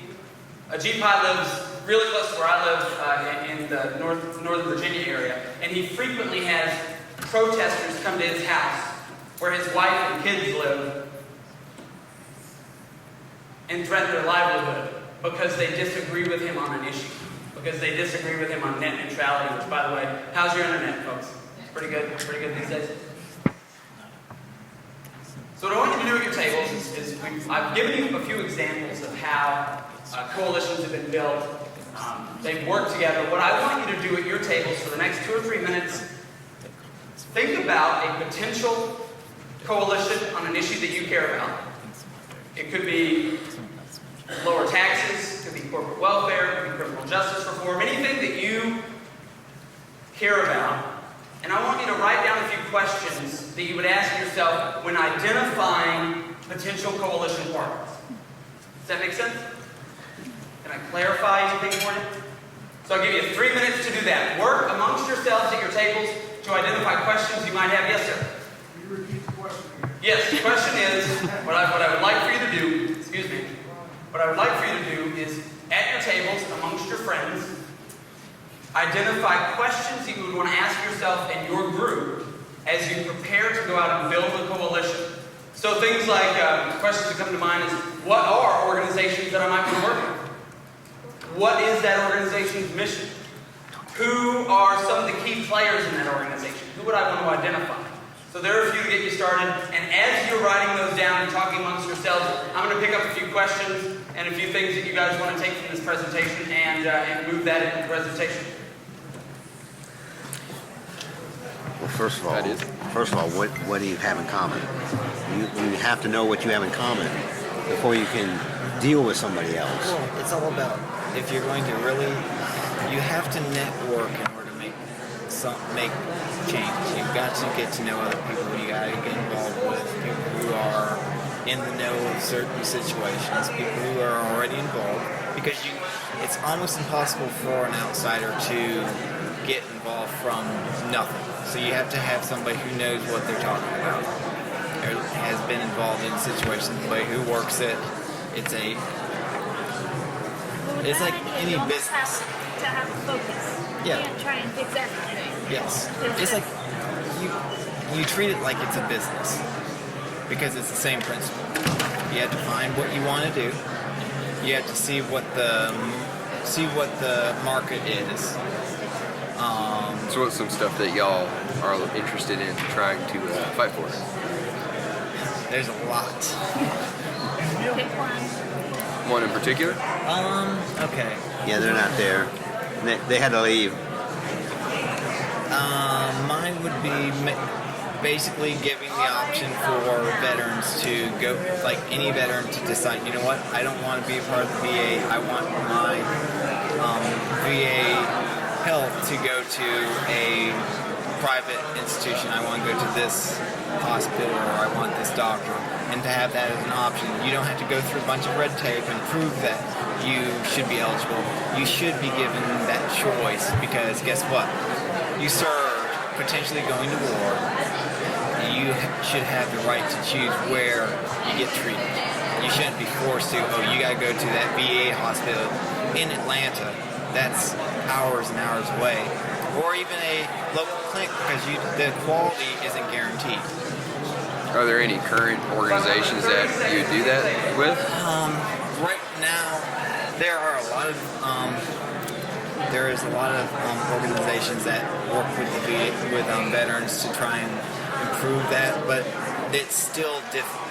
It's still, you have to go through a whole process of, you got to prove that the VA clinics don't supply what you need, or the hospital's too far away for you to go. It's a whole process that you got to go through, proving to the government that this doesn't help me. So that would be the biggest roadblock then? Yes, exactly. Making that the happen. red tape, bureaucracy, it makes it almost not worth it. We really love the audience participation and engagement, which is why we give you a lot of these opportunities to break into small groups. Because how many of you live in this hotel, this race train? So you all came from somewhere. Now, how many of you know everyone at your table? I saw like one of them. We do now. We didn't then. How many of you know everybody in the room? Maybe Eric, right? He's pretty good at that. Not even Eric. What I hope from these opportunities, from opportunities at your table and into fellowship with one another over lunch and the other events, that you get to know one another, because everyone in this room is moving the ball down the field in some capacity at the local, state, or even the federal level. And there are opportunities for you to get to know, learn what works and what doesn't work, where people have succeeded and where they failed. One of the things that an individual gave me a moment ago was, if you want to know more about the Grassroots Leadership Academy, and I'll just let you know, if you go to grassrootsleadershipacademy.org, you can find out all about our programming that we can provide to you in your community at no cost to you. And quite frequently through Americans for Prosperity Foundation field offices. There are two right here in the greater Atlanta area. Marietta, Alicia up front, and where's the other one? Peachtree City, which it's hip-hop happening up there, I call it. So that was one of the things. One of the questions that we had was, and I'm going to make this audience friendly, is how can student groups on campus join with other groups on campus when the other organizations? Okay. So the question is how can some groups on campus work together if there is an ideological divide? And I think depending on the issue. So for instance, it would be like college Republicans and college Democrats working together. I graduated from Middle Tennessee State University in a long time ago, in 2009. And in the 2008 election, a long time ago, in the 2008 election, I this is my personal capacity, I was actually kicked out of college Republicans for being too much of an activist. I oppose tax increases and corporate welfare, and not all Republicans do. And, but in the 2008 election, I was tasked with representing the Republican nominee for president on a debate stage opposite the college Democrats, who represented then candidate Obama. And what I found in that event was it humanized one another, and we got to know one another through that debate process. And though we didn't work together on an issue at that time, we at least broke down that barrier of I'm not talking to those people. Another question that we had was speaking about talking to people that you don't necessarily talk to, is how do we reach out to groups who aren't coming to our meetings, who aren't showing up at your committee meetings or your Tea Party meetings or at your church? I would say go, hump where the ducks are. Do not be afraid to go into any community and talk about these issues. I worked, again in my personal capacity, back several years ago in Ward 5 DC, which at the time was about an 80% African American ward. I worked for a candidate who is a Democrat, who is more conservative than the Republican on the ballot. And I did not look like most of the people that I interacted with and when I went door to door. I went door to door, and in almost every household, I was invited into the living room, and on the wall were portraits of Martin Luther King Jr., Malcolm X, and Barack Obama. And without question, everyone with whom I spoke said they cared about good schools, safe streets, and economic opportunity. What do you all care about in this room? Good schools, safe streets, and economic opportunity. To answer one more question, how do we get through to a closed mind? We'll talk about that. I'm actually going to circle around at the very end of this presentation about the importance of one-on-one meetings. Quite frequently we get upset with our friends on social media, or we maybe unfriend somebody on Facebook, or we get unfriended by someone. I find that those conversations are not always as productive as if we sit down with folks over a cup of coffee, or over an adult beverage or a soda, whatever it is that you like to drink, and talk to one another, because it makes it much more difficult for someone to hate you and disagree with you if you're sitting with them in person. I'll tell you a story. 2 days after the 2016 election, I live in Arlington, Virginia, which voted 17% for President Trump. You can imagine politically where it is that I live. But the president, at that time, President Obama was meeting with President-elect Donald Trump in the White House on Thursday after the election. And I'm an activist, and I love opportunities for protest and engagement. And so I said, I bet there's going to be something going on at the White House, outside the White House. So I went to the White House, and sure enough, there were protesters, people who, this is still raw to them. 48 hours later, their candidate didn't win. Didn't win. She isn't their president. And they were still very upset. And I came with, and again, this is my personal capacity, I came with an identifiable red hat that I may have in my closet. And I offered to talk with anyone who was there. Mostly people I didn't agree with, people that were upset about the outcome. And before we dug into areas where we disagreed, I compelled the conversation in a direction where we found one area of agreement first. And I talked to a young African-American woman who's younger than me, probably in her mid-20s. And she said, you know what, I'm really passionate about good schools. She lives in Anacostia, Southeast DC. Not a lot of good schools there. And I said, well, so how do you think we solve that problem? How do we bring people together to solve the problem of failing schools? And she says, well, I think parents should have more opportunity to send their children where they want to send them. I was like, what? Really? Where else? All right, what else? Like, well, if parents want to educate their children at home, they should be able to do that. Really? That's awesome. And we found that we agreed on a good chunk of the educational opportunity portfolio, things that would empower parents to make decisions for their children. So I always try to find an area of agreement first. But what were some of the considerations you guys came up with at your tables on what to ask before you build a coalition? Feel free to shout it out. Yes, sir. One or two. So understanding the needs of the community. As I just mentioned a moment ago, working in Ward 5 DC, the three big concerns were good schools, safe streets, and economic opportunity. Very similar needs to all of you in this room. Yes, sir. Find thought leaders, VIPs, and centers of influence. Centers of influence, not centers of influence. That's a different kind of conference. But this is, yeah, find trusted leaders. As Dwayne said yesterday, I know you were all in here because you were waiting for the vice president. As Dwayne said yesterday, we have to build trust, and we can't all go to the bank of trust and deposit 1 million trust coins, right? So we have to find those individuals whose trust may rub off on us, and we can gain access to that community. You have another one? How to build a true community. What are the elements of a true community? Unfortunately, for many of us these days, and there's not an indictment of those of you in this room, but a lot of people think if I just push something out on the internet, I've done my job, and I don't have to interact with anybody. I can get angry with my friends and unfriend them, and then that's all. I've found that if we go out into the community, we see our friends at church, we see our friends at the Kroger. Dwayne and I went Krogering earlier. It's one of my favorite things to do in a place where there's a Kroger. We talk to people who care about the issues face to face. Anybody over here, you've got questions or considerations you wanted to ask before you built a coalition? Yes, sir. What's the result you're looking for? I think you need to have concrete solutions, an end goal. Because if you're working on, say, we're working on a free speech bill for free speech on college campus, and we're working with the ACLU, but we also care about, perhaps, the right to keep and bear arms or other issues, we wouldn't work with them on an issue like this. We would work only where we agree. Yes, so what are those concrete end goals? Anybody else? Yes, ma'am. At Oglethorpe University, in kind of Vegas sororities, one was the president of College Republicans, one was president, they're both sorority sisters, one was College Republicans and the president of So at Oglethorpe, Chi Omegas, great ladies. One member of Chi Omega was College Republican president, one was College Democrat president. Right. So I encourage them to get their groups together and get the van from the university and all go down during the session to the Capitol so that they could see what was going on at the Capitol in session. So to send sisters down, all of them, regardless, or the college?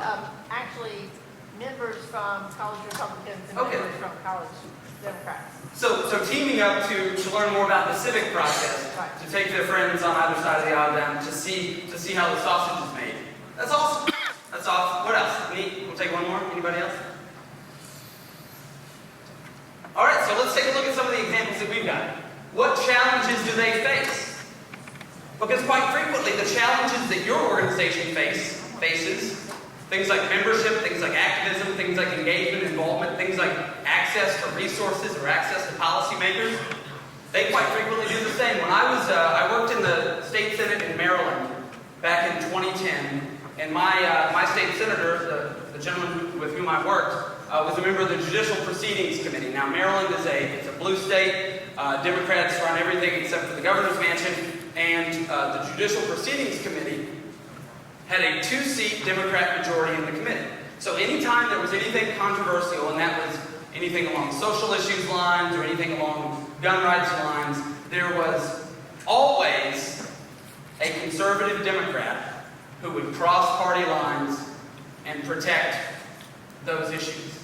We actually had a gentleman, there's a pastor of an AME church clear across the state, who was quite frequently the protector of many of those social issues. So we understood the needs of that community. What are their accomplishments?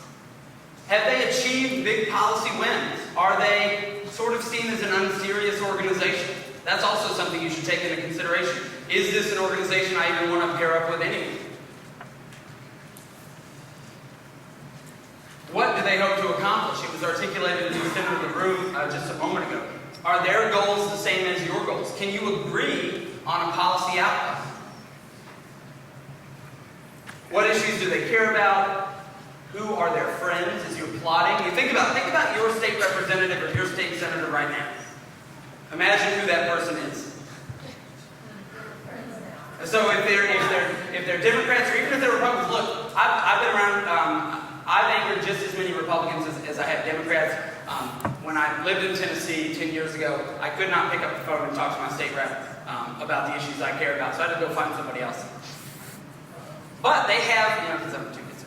Who are their friends? Who can they lean on to provide more pressure when you're trying to count votes in committee? Because look, guys, not every Republican in the committee that is moving the bill that you care about is going to vote for that bill because their wife is in the teachers union, or because they have ties to some other issue, or because they're engaged in unethical behavior anyway. You know, they're taking kickbacks from whomever that prevent them from making those tough decisions.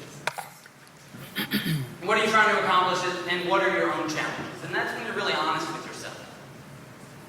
What are the things, what are the resources you lack? What is the power that you lack that prevents you from getting a meeting with the Speaker of the House, or getting a bill on the floor, or stopping a tax hike at the City Council level? Now, I'm from Rutherford County, Tennessee, and in the last 6 weeks, the City of Murfreesboro raised property taxes 35%, and the county raised property taxes another 9.5%.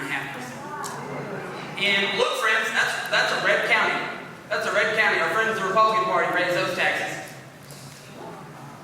County Commission is 21 people. It's like 18 Republicans.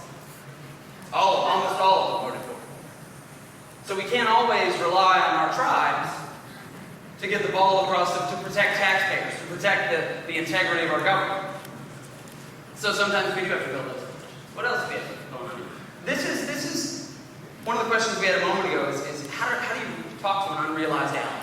And that's sort of the terminology we're using is we just don't realize we can work with them on an issue because we haven't really thought about who else is interested in these issues. Be respectful and polite. Again, it's a lot harder to be a jerk in real life, IRL, we say on the internet. It's a lot harder to be a jerk. If you're respectful and polite, my political mentor, Morton Blackwell, who founded the Leadership Institute some 40 years ago, said you attract more flies with honey than with vinegar. And it's true. If you're respectful, if you're polite, if you're sympathetic, if you're empathetic, you're much more likely to attract these unrealized allies. Listen.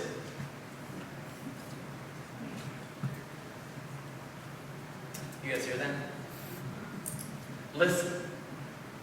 When I went door to door in Ward 5, Washington, D.C., I listened to the concerns of the people, the constituents, the voters. And I realized that they all cared about the same issues I cared about. They maybe disagreed with the path to get there. And that gave me an opportunity to say, wow, that's an interesting point. You know, I care about that issue too. It's that feel felt found. I used to be a bank teller, and the quickest way to get somebody angry at you about their balance is you say, you use feel felt found. I feel the same way you do about your overdrawn account. Other people have felt this way too, but I found if you keep a balanced check register, you won't have that problem. It's really not, it's not how you won't have that conversation. But listening to the concerns, and learning that those concerns are very similar to yours. They're folks on cable news who are going to divide us. They make millions of dollars a year doing it. But on any of those top line issues, I think about the First Step Act and what Congressman Collins did with Hakeem Jeffries up in the Northeast and President Trump and 87 U.S. senators, 87 senators. They listened to one another. They understood what the issues were. They came to the table with a level of trust, and they worked through those issues. Look for facts and know the issue. Look, how many of you have called your state representative or your city council member, or you've written a letter or an email? How many of you think your state rep or city council member is an expert on all the policies that they're voting on? How many of you think not even a little bit? Yeah, not even a little bit. Quite frequently, and that's no offense to our elected official friends who may or may not be in the room or watching online, but they are, they're real estate agents, or doctors, or lawyers, or whatever. And you guys get it. You're with me. They are frequently only experts in their own field, and if a bill never comes before their committee, I can almost guarantee you they don't know much about it at all when they're voting for it on the floor. So when they sit next to their seatmate in the General Assembly of the legislature, and they say, hey, Representative Alicia, what do you think about HB 1242? I don't know anything about it. And it turns out Representative Alicia was on the committee, and she said, well, these are the issues, this is a concern, I think it'll pass, the fiscal note is this, you should vote for it. And quite frequently, that member who had no opinion beforehand on the issue will just vote how their seatmate suggested it. And so you have to be the expert. When you go down to the state capitol, when you go to the city council chamber, when you go to the county commission, you've got to show up and be the expert. And our friends across the aisle also have to be the experts as well, so they can bring a different perspective. Yes, ma'am? Well, in order to get the answers that the legislators really need, you've got to be an expert on the other side. And that is a great one. What's your name? Lori says to be an expert, to really give the answers that those legislators need, you also have to be willing and knowledgeable about the other side of that equation. What is a lobbyist? What? A lobbyist is an expert in an issue who happens to get paid in the field of that expertise to move an issue through a General Assembly, through a legislature. And what happens if they lie to a member in the General Assembly? Do they keep that clout that they have, that trust they built up that Dwayne said yesterday? No. And so they have to be honest, and you guys, when you're talking to elected officials and building those coalitions, have to be honest as well. Think like a leader. All of you, look, I'm happy to be here on Saturday. I've been doing this now off and on, mostly on for the last 10 years. It's a blast. I've never had more fun in my entire life. But we're all a little weird in this room today. Because instead of enjoying the wonderful weather we're having outside or camping in the mountains or whatever, we're here learning how to be effective and learning from some of those policy leaders. You are leaders. You are the 10% that the other 90% looks to on such trivial matters as should they go to the movie theater to see Captain Marvel? Should they try the Maggiano's down the street, and what candidates they should be thinking about supporting? That's you. You're the expert. And so when you're doing that, you want to make sure that you're able to think critically and have a solution to the problem. What do your political opponents frequently say about your policy positions? Racist. They what? Racist. Oh, I heard that in the back, that this one up here was better, that we have no position, or that we don't have a solution to the problems. When in fact we do. On many of these issues, I would say all of these issues, there is a policy solution. There are great organizations, like the Heritage Foundation, like the Mercatus Center, like the Cato Institute, and others who are drafting white papers that many of you will never read. Look, I don't do it either, quite frequently. But we have solutions to those big issues. And we have to be willing to go out there and articulate, as the late Andrew Breitbart used to say, you have to be a happy warrior. There's a story of the two children, the pessimist and the optimist. The pessimist was put into a room full of toys and left alone for a few hours. The optimist was put into a room full of horse manure and left alone for a few hours. And later they came back to these two children, and the pessimist says, "This room sucks. All these toys are broken. I hate this." And the gentleman goes over to the room with the optimist full of horse manure, and the kids playing around in it, and jumping in it, and rolling around. And you guys know horse manure is not pleasant. And they asked the little boy, "Why are you so happy about this horse manure?" And he looks up, eyes wide, smiling. He says, "There's so much horse manure, there's got to be a pony in here somewhere." I'm the kid looking for the pony, and it gets dirty sometimes. So but to quickly shift this, and then I'm going to have you guys do one more activity at your tables. Jonathan Haidt, professor at NYU, if you haven't heard of his work and you haven't seen anything that he's done, I encourage you to go on YouTube. Look up his TED Talk, Jonathan Haidt, that's H-A-I-D-T. He talks about moral virtues, which is how conservatives, liberals, and even libertarians, not reflected on this, view the world through the lens of these 5 moral virtues: caring, fairness, loyalty, authority, and sanctity. And what we found is the conservatives are the red bar. They tend to view each equally, and obviously liberals there see caring and fairness a little bit higher, and loyalty, authority, and sanctity a little bit lower. And we see that in conversations about public policy, whether it's police or whatever, or life. We see that frequently play out in the public policy sphere. But if you talk about the issues through the lens of caring and fairness with your liberal friends, you can find areas of agreement. And 80-something% of people who think fairness is individuals working hard to get ahead. 87% of Americans think that is what fairness is. Fairness isn't you to build that. It's working hard to get where you are and keeping what you have. So I encourage you, that's additional homework today. Jonathan Haidt, he's teamed up with Greg Lukianoff for a recent book called The Codlin of the American Mind, which is about how our universities have not prepared young people to be adults. And that's also of interest. And the last thing, one of the last things I want to hit on is the importance of one-on-one meetings.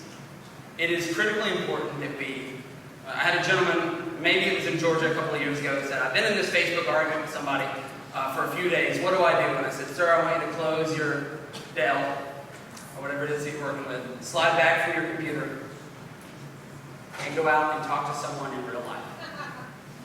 Because what we found is the folks on television who say, when they pan a crowd of activists, be they Tea Party or Antifa, and I think the media looks for minority organizations that are rabble rousers, and that is something like what an Antifa would do.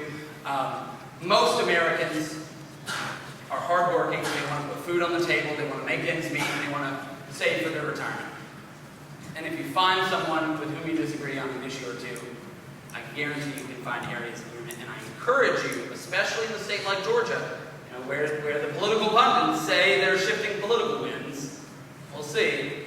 There are opportunities to work with friends across the political spectrum in Atlanta and in other places across Georgia. So that's what I want you to do. For the next 2 minutes, next minute, I want you to, at your groups, identify an organization that you can work with that you previously didn't think that you would be able to work with.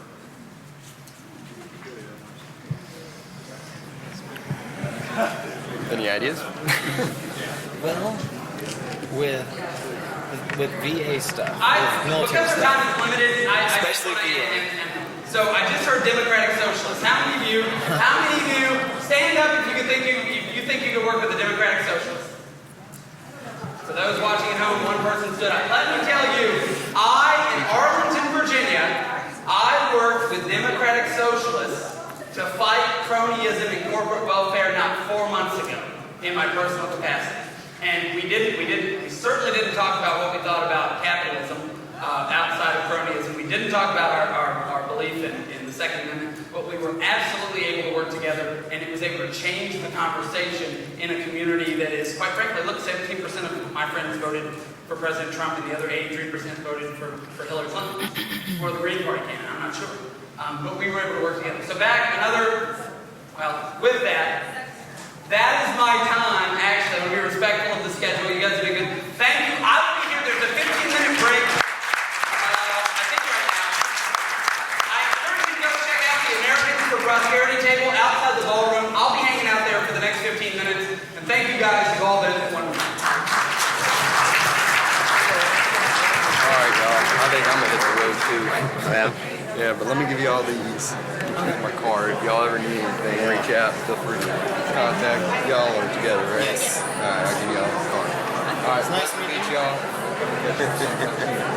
Pleasure.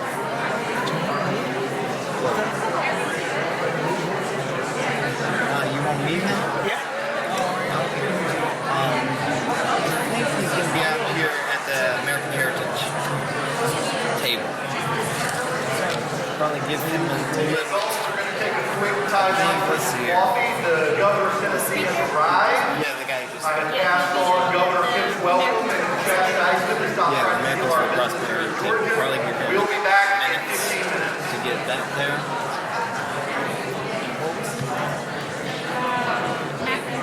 Matthew Burke. What was his name? Matthew Burke.